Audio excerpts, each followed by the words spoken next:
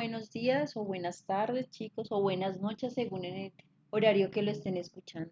Espero que estén muy bien. El día de hoy, en la clase de historia, vamos a ver lo que fue el movimiento románico, el gótico, el romanticismo y el neoclasicismo.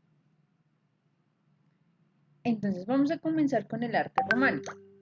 Debemos decir que el arte románico fue un estilo artístico que se fundió en Europa desde finales del siglo X hasta el ascenso del arte gótico en el siglo XIII, más o menos.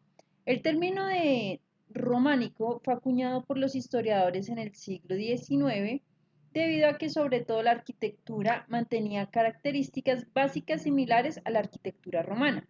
Sin embargo, esto desarrolló de manera diferente al arte romano. Vamos a mirar de pronto un poquitico el contexto histórico, vamos a entender qué fue lo que ocurrió. Cuando Occidente estaba dominado por facciones en guerra y en su búsqueda de conquistar el poder, el Imperio Romano se había dividido en dos partes. El Imperio Romano de Occidente, que de pronto desapareció así de un momento a otro, y el Imperio Romano de Oriente. El Imperio Romano de Occidente, el que se desapareció, cayó en el siglo V cuando los visigodos alemanes, dirigidos por Alarico, saquearon Roma y generaron o desarrollaron sucesivas invasiones bárbaras que provocaron que parte del occidente del imperio se desintegrara. En la parte occidental del imperio generó que el imperio denominado bizantino permaneció en pie hasta el año más o menos de 1453. El arte medieval temprano reflejó las diferencias entre el desarrollo de la religión católica en Occidente y el imperio bizantino en Oriente. La religión católica se separó tras la Gran Cisma. El periódico artístico desarrollado desde la década caída del Imperio Romano de Occidente hasta el año 1000 a.C. se denominó prerrománico y después de esta fecha se instauró lo que viene siendo el arte románico. El estilo de la Edad Media fue creado gran medida por la Iglesia Católica Cristiana en las tierras europeas que se formaba como parte del Imperio Romano de Occidente. El arte cristiano y la iconografía religiosa, que se habían comenzado más o menos alrededor de 200 años después de la muerte de Cristo, empezó a generar todo esto que viene siendo el arte románico. Ay, pido excusas por esa imagen tan pixelada, no sabía que iba a quedar tan fea. Pero bueno, dentro del arte románico se caracterizan por diferentes elementos. La primera fue la producción de la pintura pietista en forma de manuscritos iluminados, mosaicos y pinturas de frescos en las iglesias. Ustedes van a decir, bueno, ¿y qué es un iluminado?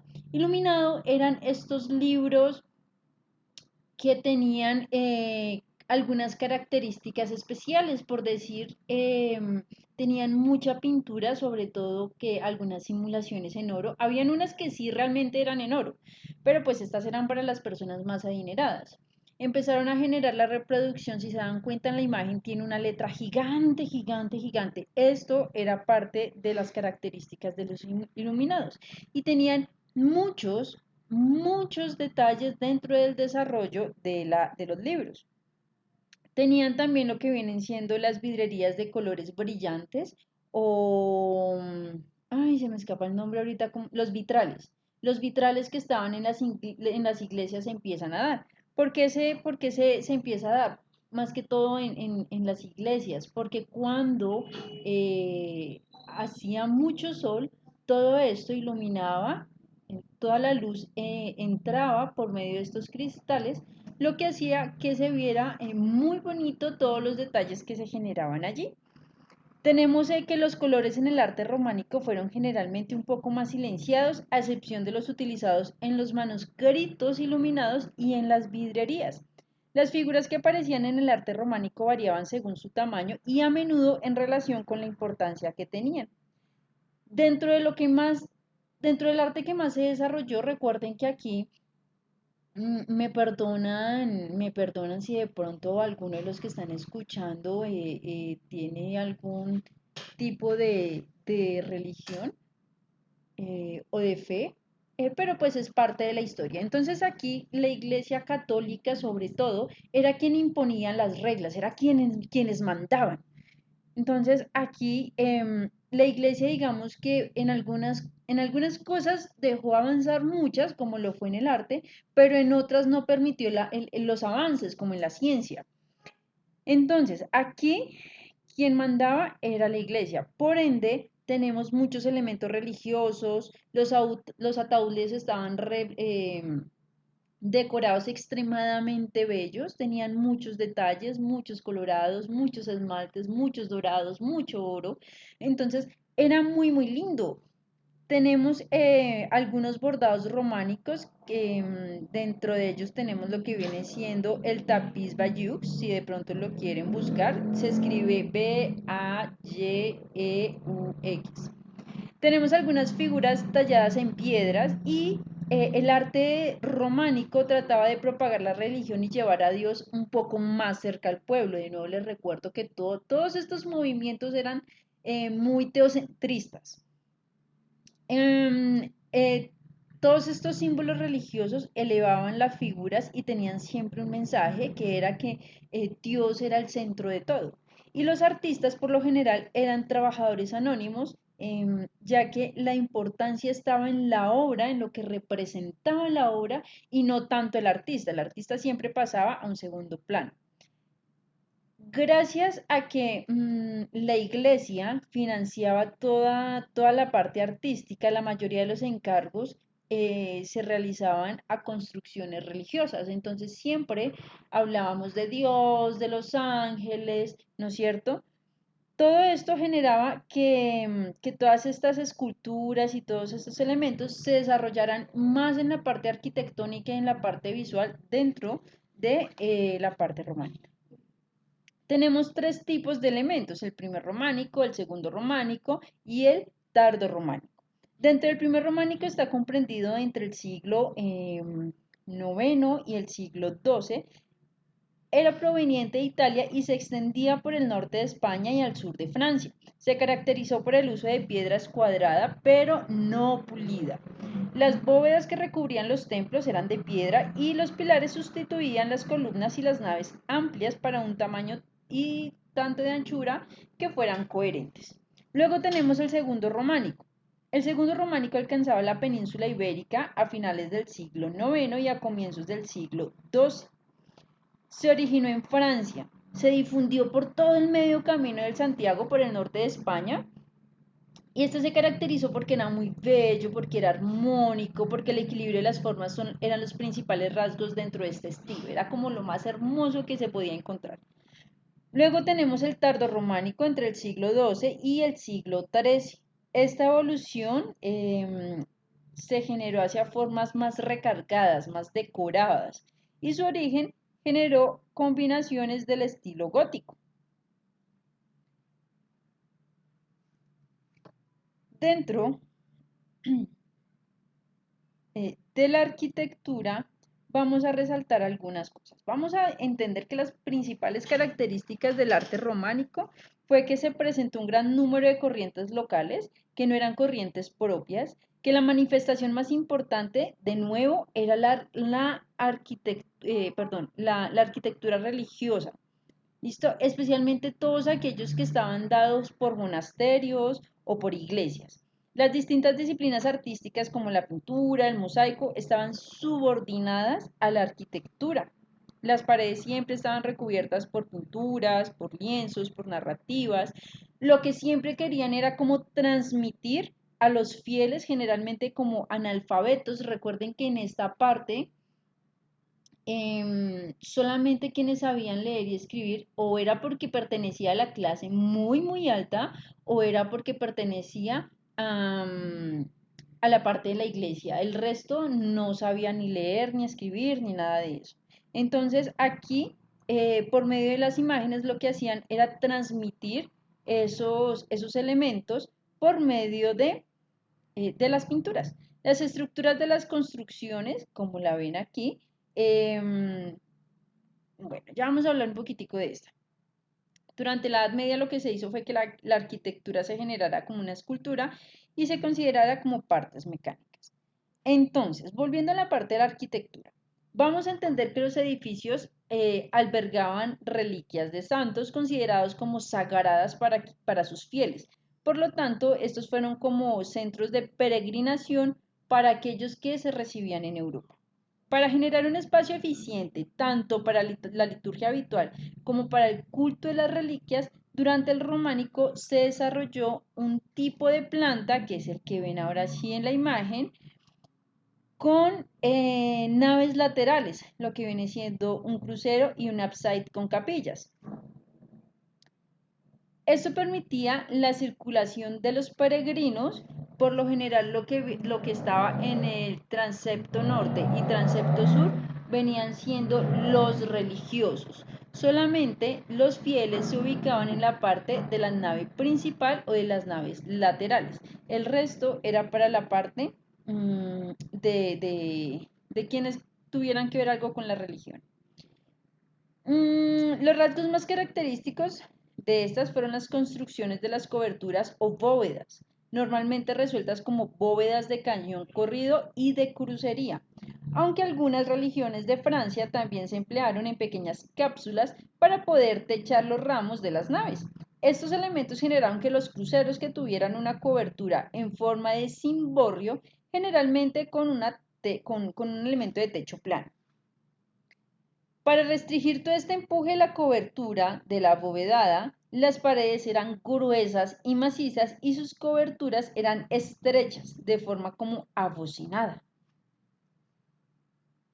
Aquí tenemos algunas de las catedrales que fueron como más representantes dentro de su arquitectura. Tenemos la Basílica de Medellín y tenemos la fachada sur de la Catedral de Santiago de Compostela. No sé si de pronto alguno ha escuchado que el Camino de Compostela, el cual genera como diferentes recorridos de iglesias. Miren aquí algunos de los frescos, los mosaicos. Esto, miren aquí la parte de los colores, como les decía, lo que se quería era generar toda como una narrativa de lo que estaba aquí. Dentro de la escultura encontramos que las manifestaciones eran más características con elementos de relieves, que todos los elementos, especialmente los que se ubicaban en los portales de las iglesias, eran otro tipo de soporte que fueron capitales de las columnas o capiteles de las columnas. Se trata en que todos los casos de una escultura sintética, repetitiva y esquemática sin intención de realismo o de naturalismo. ¿Listo? Miren aquí todos los detalles que tiene. Los temas más importantes que fueron para ellos fueron especialmente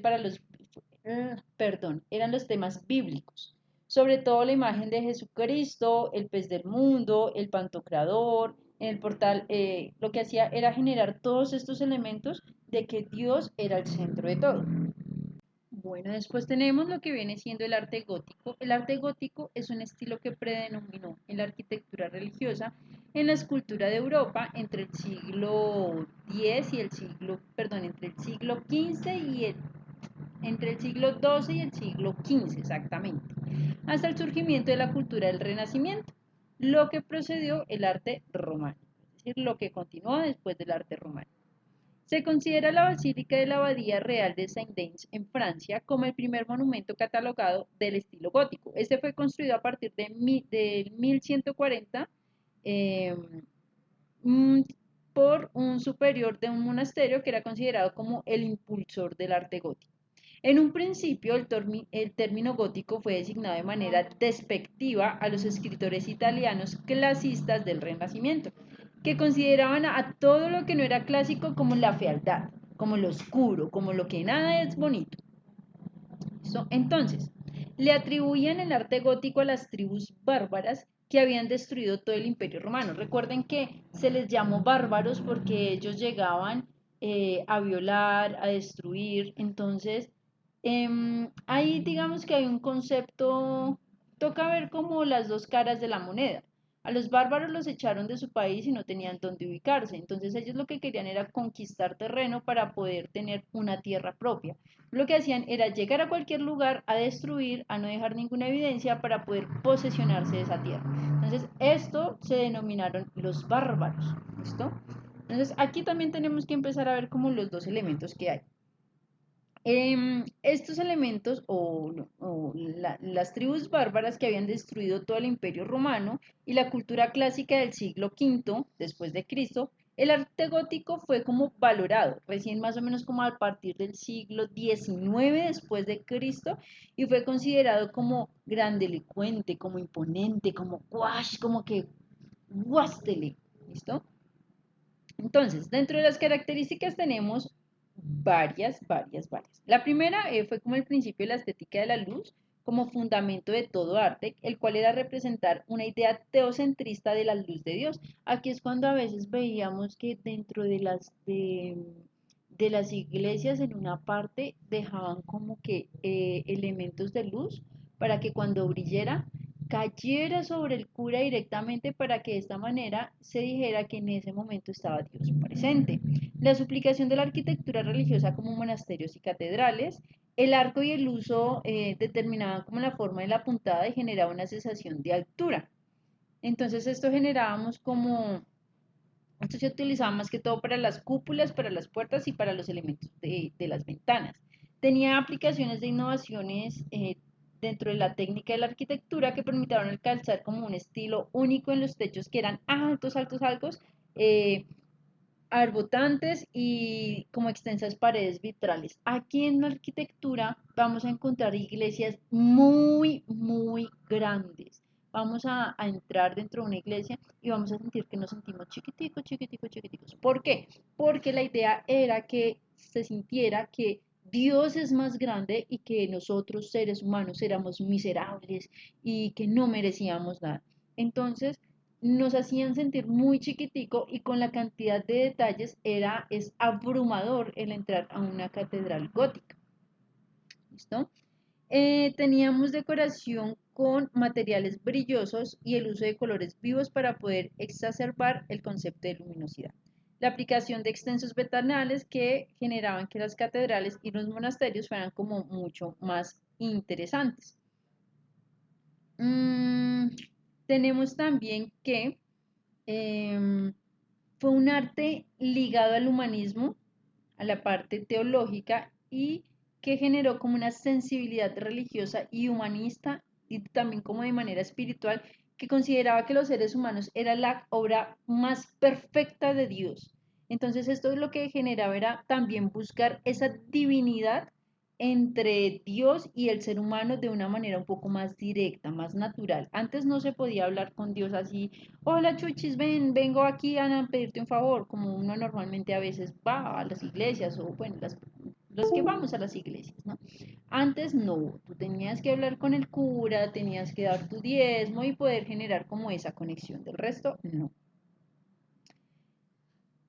En esta parte tenemos que gracias a estos elementos empezaron como a renovar la iconografía y se empiezan a representar escenas un poco más humanas, de personas un poco más amables.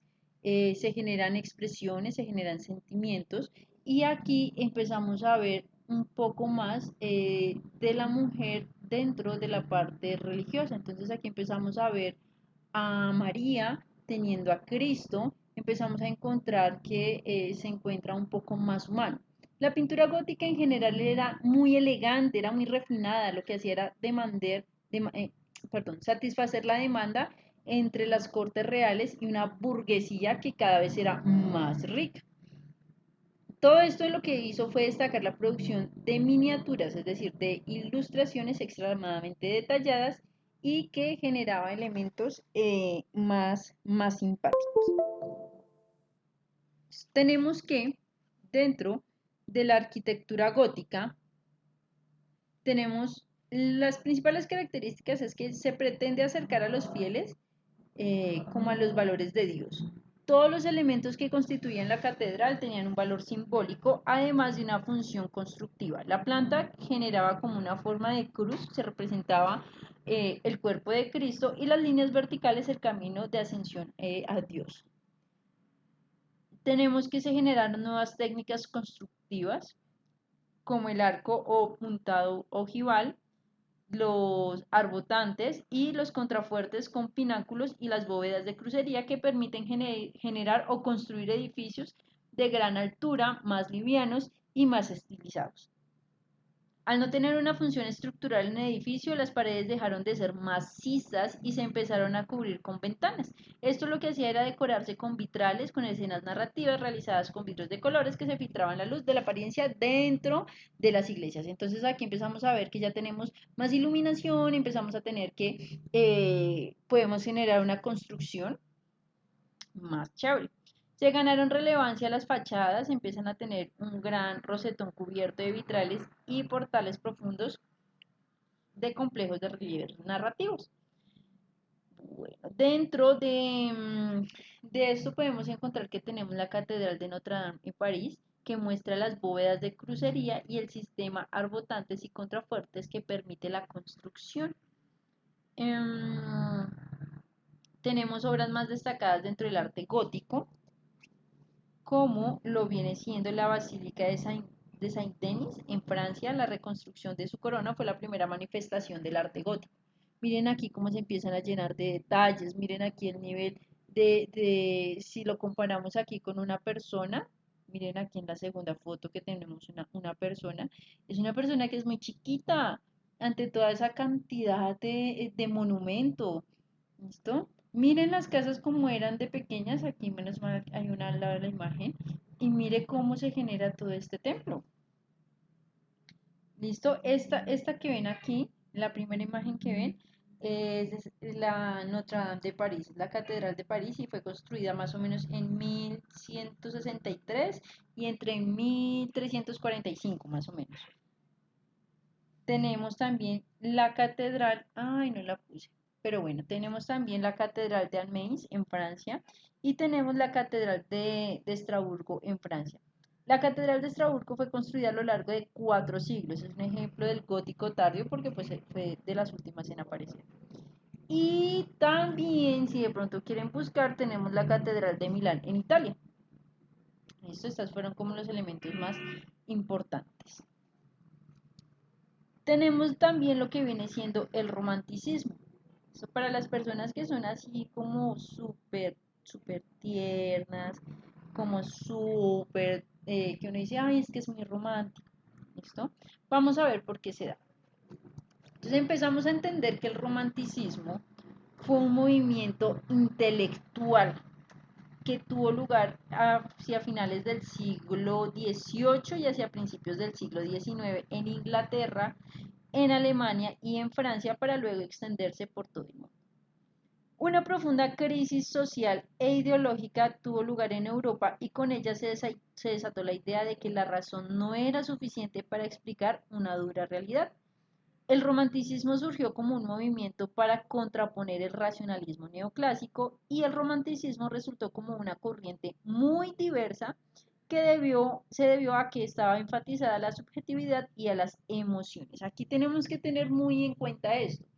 Por eso empezamos a decir que es un elemento romántico, porque siempre va a estar enfático hacia la parte subjetiva y hacia la parte de las emociones. Aquí sí podemos empezar a entender el ser humano cómo puede expresar esos elementos que lleva guardaditos por tanto tiempo. Se manifiesta como una ruptura de los principios de la ilustración. Recuerden que veníamos eh, de una expresión donde todo era Dios, y aquí ya empezamos a mirar cómo se sostiene la razón como base de todo conocimiento y cómo se exalta la libertad del individuo y su capacidad intuitiva.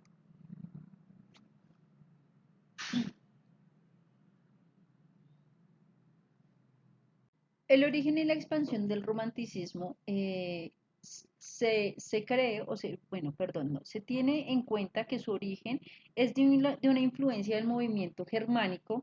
Me perdonarán mucho, mi alemán no es muy bueno, pero es más o menos algo así como Sturm and Drang, más o menos. Bueno, más o menos lo que traduce, digámoslo en español, que me queda mucho mejor, tormenta e ímpetu. ¿Listo? Tormenta e ímpetu, lo que significa que fue desarrollado más o menos entre 1767 y 1785, lo cual empieza a reaccionar contra el racionalismo ilustrado. Esta tormenta de ímpetu del romanticismo se rechazó o rechaza la rigidez académica del neoclasicismo, que para entonces había ganado la reputación del frío y servir poder político. Esto, la importancia del romanticismo radica en haber promovido la idea del arte como un medio de expresión individual, que dice el especialista Gombrich que durante el romanticismo, por primera vez, acaso, llegó a ser verdad que el arte era un perfecto medio para expresar el sentir individual, que siempre, naturalmente, el artista poseyera ese sentir individual al dar la expresión. Es decir, aquí por primera vez empezamos a ver que el artista hace lo que quiere, empieza a sentir, empieza a entender, empieza a expresarse, empieza a ser más libre. Antes estaba regido por normas, por principios, por lo que la iglesia le dijera. Aquí ya no, aquí él puede decir de todo. En consecuencia, el romanticismo fue un movimiento diverso a vida entre revolucionarios y reaccionarios. Otros eran evasivos a la realidad, otros eran promotores de los valores burgueses y otros de los antiburgueses. ¿Cuál sería el rasgo más común de todos ellos? Entonces, aquí debo basarme un poco en el historiador Eric Hobsbawm, el cual dice que el combate del término medio, para comprender esto, debemos conocer las características más importantes del romanticismo. Entonces empezamos a identificar como algunos elementos comunes en términos, en concepción, en el propósito, en los temas y en la inspiración del romanticismo. Entonces empezamos a mirar la subjetividad versus la objetividad. Se exaltaba la subjetividad, los sentimientos y los estados del ánimo sobre la objetividad y el racionalismo del arte neoclásico. Estos estaban enfocados en los sentimientos intensos y místicos como miedo, pasión, locura y soledad. Tenemos también la imaginación versus la inteligencia. Para los románticos, el ejercicio de la imaginación era equiparable al pensamiento filosófico. Por ende, revalorizaron el papel de la imaginación en el arte de cualquiera de las disciplinas artísticas. Encontramos aquí lo sublime versus la belleza clásica. Se opone la noción de lo sublime frente a la belleza clásica, y la sublime se entendía como la percepción de la grandeza absoluta de lo contemplado, que no solo place, sino que conmueve y turba al no corresponder las expectativas racionales. El individualismo. El romántico procura la expresión del yo, del reconocimiento y la identidad visual, de la singularidad y la distinción personal. Aquí sí empezamos a reconocer al artista, aquí sabemos quién lo hizo, eso qué quería decir cuando lo hizo. Por ejemplo, esto empieza a expresar como un desafío de toda la improvisación artística. Tenemos el nacionalismo. Esto fue una expresión colectiva en búsqueda de la identidad del individuo. Aquí empezamos a encontrar que algunas de las eh, obras de arte muestran banderas, muestran que empiezan como a desarrollar el origen y la herencia y la pertenencia de un folclore de un país. Tenemos la liberación de las reglas academistas, es decir, se propone la liberación de todos esos rígidos del arte de la academia y especialmente el neoclasicismo, y empiezan a subordinar la técnica y la expresión individual y no al contrario. Tenemos un redescubrimiento de la naturaleza. El romanticismo convirtió el paisaje en una metáfora del mundo interior y una fuente de inspiración. Por ende, se prefirieron los aspectos más salvajes y misteriosos de un paisaje. Tenemos un carácter visionario u onírico. El arte románico trae a la luz el interés de los asuntos oníricos y visionarios, es decir, podemos hablar de los sueños, de las pesadillas, de las fantasías, de los elementos fantasmagóricos, donde la imaginación empieza a o se libera de todos los elementos racionales. Tenemos la nostalgia por el pasado. Los románticos sienten que la modernización se ha perdido de la unidad entre el hombre y la naturaleza e idealizan el pasado. Nosotros tenemos que tener en cuenta tres fuentes: la Edad Media, lo primitivo, lo exótico y popular y la revolución. Entonces aquí nosotros podemos decir que somos unos románticos cuando decimos que todo pasado fue mejor. Ay, cuando éramos niños, eso es ser uno romántico. La idea de lo genio atormentado e incomprendido. El genio del romanticismo es un incomprendido y atormentado. Se distingue del genio renacentista por su imaginación y originalidad. También por la narrativa con la que quiere empezar a mostrar todos estos elementos. Bueno, hay otros elementos o temas del romanticismo que viene siendo el folclore, el exotismo, la revolución y el dramatismo, las inquietudes y sentimientos. Estos elementos eran como lo más importante.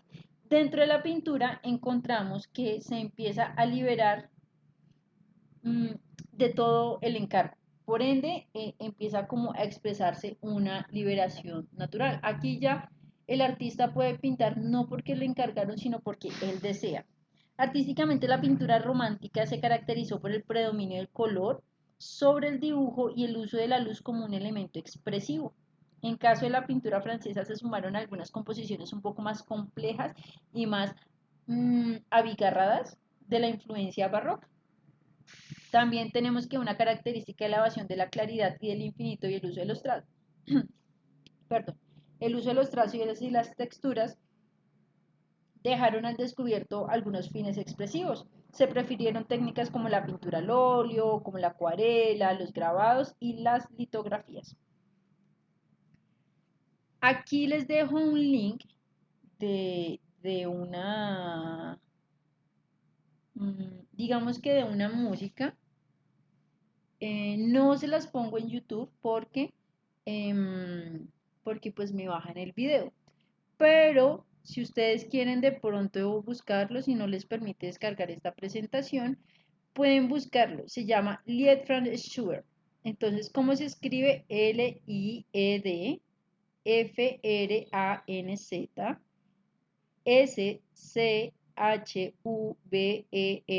Y le agregan como el rey, ¿cómo se llama? El rey de los elfos, exactamente. Lo pueden buscar así. Es muy bonita, no dura mucho, dura como 2 minuticos, pero para que se hagan una idea más o menos de lo que ocurría o de la música que se daba como en esa época. Esta música alcanza el protagonismo como arte público y fue percibida como el manifiesto político y como un arma revolucionaria. Esto se debe a que en parte del auge de la relación entre la música y la literatura dio lugar al florecimiento del light como género musical. Y esto lleva a la ópera a otro nivel de popularidad gracias a la valorización que se empieza a dar. Todo esto empieza a desarrollarse de manera un poco más amplia en las óperas de lenguas nacionales como el alemán y el francés.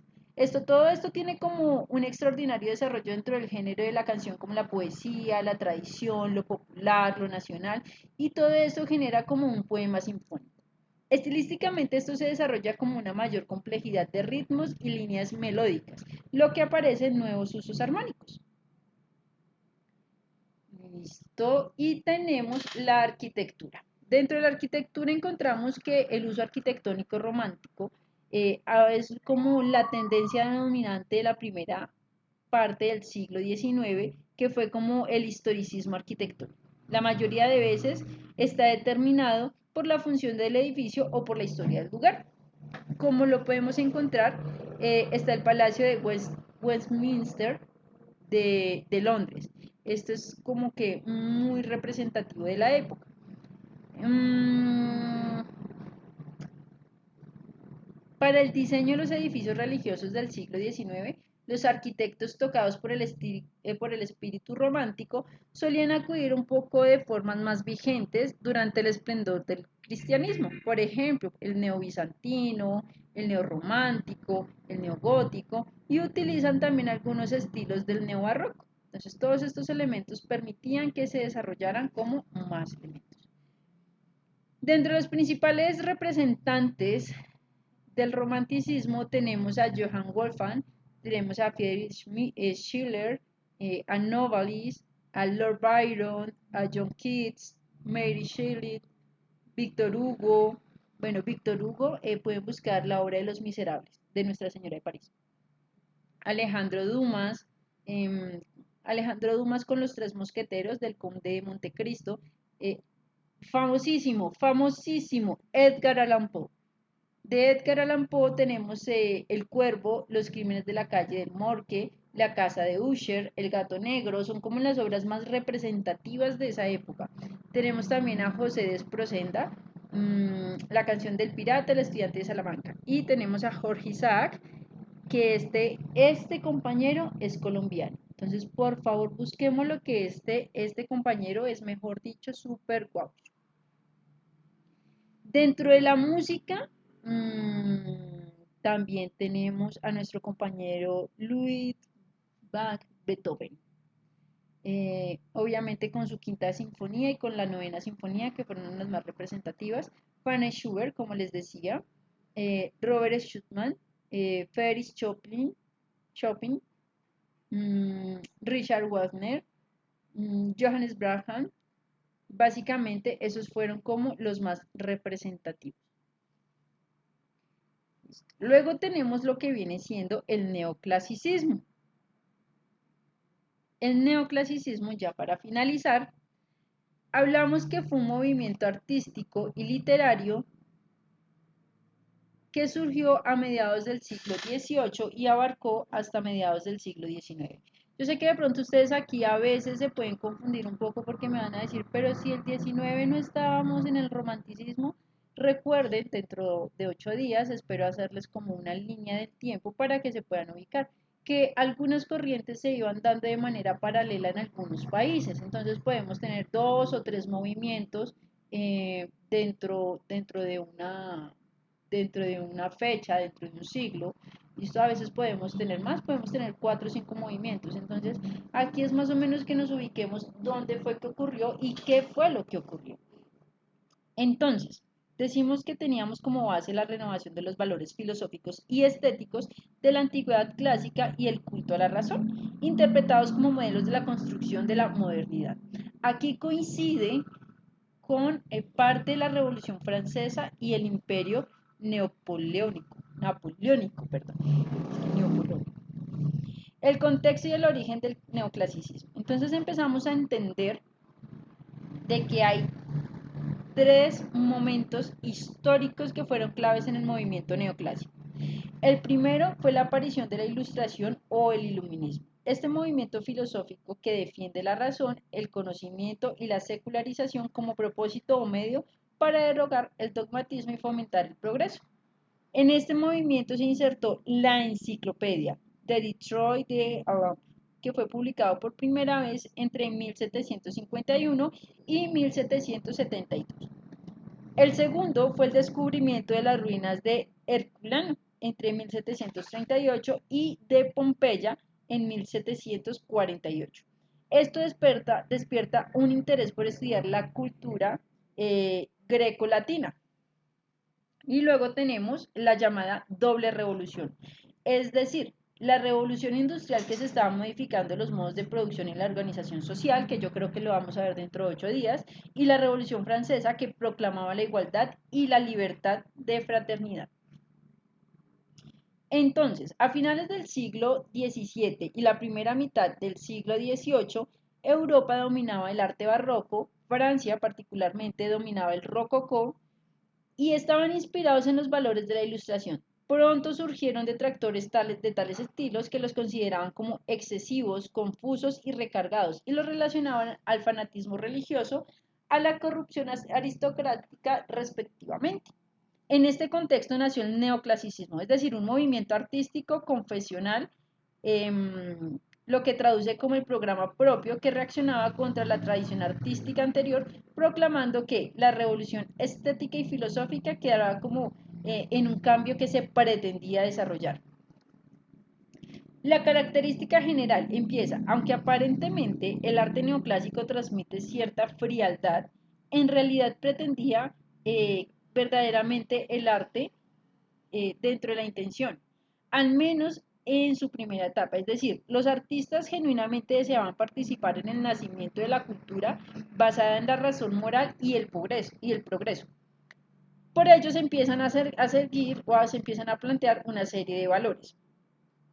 El propósito y el fin del neoclásico era la educación y la moralización de la sociedad con miras a la construcción del proyecto moderno. Los artistas y escritores creían que a través de sus obras ayudaban a difundir los valores necesarios para construir una sociedad racional, moral, culta y progresista que superaba la ignorancia a la que se veía como una madre de la intolerancia y el dogmatismo. Dentro de los valores podemos encontrar la libertad, la idea de la patria, el heroísmo y el espíritu del sacrificio, rigor y el autodominio. El neoclasicismo retoma la indagación a la investigación de la antigua y clásica que se refiere como el nuevo sentido e interpreta como la expresión culta y el modelo ético de carácter universal y racional. La inspiración de la antigua clásica ya se había visto como el Renacimiento, pero mientras los renacentistas acudían a ella como un método para poder conocer su naturaleza, los neoclásicos la interpretaban como una referencia moral de la cual se podía generar como un proyecto moderno. Este se trataba pues con la idealización moral del pasado greco-latino. Aquí empezamos a hablar que tenemos equilibrio, proporción y simetría. Con la antigüedad clásica como modelo surge el interés del equilibrio, de la proporción, de la simetría, de los valores propios del arte griego del periodo clásico. Es decir, de esta manera los artistas neoclásicos rechazaban el efecticismo, la especularidad y el exceso de decorativo entre el arte barroco y el rococó. El equilibrio y la proporción de la simetría fueron entendidos como metáfora formal del carácter, es decir, pretendían simbolizar por medio de la forma el código de los valores de la civilización moderna. Esto empieza a hablar del canon que se aplica para diferentes artes plásticas como la música, como la arquitectura y como la literatura. Empezamos a hablar de un culto a la razón. Los artistas y escritores neoclásicos se veían la razón como una diosa garante del orden civilizatorio.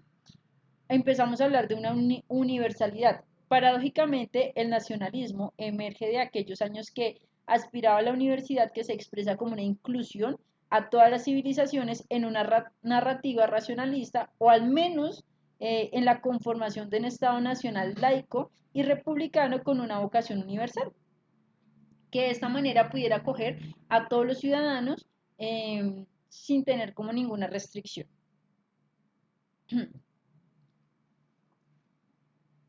Vamos a ver que dentro de la escultura, antes de continuar, dentro de la pintura me gustaría como indicarles algunas cositas. Tengan en cuenta que aquí predomina el dibujo sobre el color, el uso de la luz clara, tenemos contornos claros y bien definidos, empezamos a eliminar esas escenas secundarias. Para el fondo usan la arquitectura greco-latina e incluso el uso de penumbras sobre paisajes, supersión de lo decorativo y el superfluo. Hablamos de preferencias como la composición ortogonal. La anatomía es estrictamente ideal del canon del clásico de la antigüedad. Aquí se empiezan a generar elementos gestuales de los personajes contenidas como que no hay signos de dolor o de emociones. Aquí se tratan de quitar esos elementos. La gestualidad nos permitía que ya no se viera tanto como antes. El predominio de la pintura hace que se genere o que se muestre un poco más lo que viene siendo parte de la historia grecorromana, la Revolución Francesa, la historia republicana y en algunas ocasiones la mitología grecorromana. Algunos de los representantes que más resaltaron fueron Jacques-Louis David de París en 1748. Pueden buscar algunas obras como El juramento de los Horacios, La muerte de Murat, La muerte de Sócrates, Napoleón cruzando los Alpes. Tenemos a Jean-Auguste Dominique y algunas de las obras fueron Napoleón en su trono imperial, Edipo y la Esfinge, La bañista de Valpinón, la gran Odalisca, si no estoy mal. Tenemos a Francisco Villou, eh, obras de él fueron El Paseo de las Delicias, La Feliz Unión de España y Parma. Tenemos a Angélica Kaufmann, algunas obras como Ariadna Abandonada, Telemanco y las ninfas de Calipso, Alegoría de la poesía y la pintura. Esas fueron como de los principales. Dentro de la escultura empezamos a encontrar que se empieza a abandonar la policromía, se utiliza mucho lo que viene siendo el mármol, el cobre y el alabastro. Se exalta la belleza ideal, el equilibrio formal, la sutileza de la representación de la expresión emocional, las escenas dinámicas poco frecuentes y el aspecto general de la pureza helada. Principales exponentes: Antonio Canova, Lorenzo Baltorini, Francois Delur, Jean-Antoine Houdon. Entonces, Antonio podemos encontrarlo con las tres gracias, con Eros y Psique. Lorenzo, Carita Educatrice, se llama. Em, Francois tenemos La Marsella, pueden encontrarla. Y Janson con George Washington, con Napoleón Bonaparte, con Diana la cazadora, es que la acosadora, la cazadora. ¿Listo? Dentro de la arquitectura, em, el estilo neoclásico fue preferido para la arquitectura civil durante los siglos XVIII y XIX.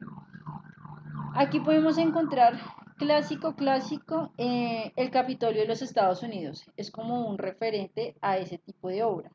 Encontramos el palladianismo, que es el movimiento inglés en la inspiración renacentista, el neogriego, el movimiento inglés y norteamericano, inspirado en Grecia, y el estilo arquitectónico de Bellas Artes. ¿Listo? Más o menos lo que se tiene. De esta manera lo que se hace es que se basa en la valoración simbólica de las formas geométricas y de la línea, se rechaza la compenetración de las plantas y los volúmenes y el volumen interior expresado dentro del exterior. Principales representantes, Anne-Jacques Gabriel, eh, Jacques Green Forman, de la Bouffe, bueno, entre otros. Entonces, el siguiente trabajo que tienen que realizar está dividido en dos partes. ¿Listo? Como hay movimientos que no les alcanzo a explicar, tienen que realizar una investigación, me van a hacer una diapositiva bien bonita sobre el arte del barroco y el rococó. Y van a desarrollar, van a seleccionar alguna de las corrientes que vimos el día de hoy, el arte románico, el arte gótico, el romanticismo, el neoclasicismo, cualquiera de esas cuatro y van a desarrollar algún vestuario, entonces van a buscar cómo era el vestuario de la época y lo van a desarrollar. Pueden utilizar cortinas, pueden utilizar, si tienen un gabán, listo, pueden utilizar todo lo que ustedes tengan en casa para poder desarrollarlo. Lo ideal es que sea creativo y bien bonito. Bueno chicos, espero que les haya gustado la charla o la clase del día de hoy, que estén muy bien, un abrazo y que tengan un feliz día.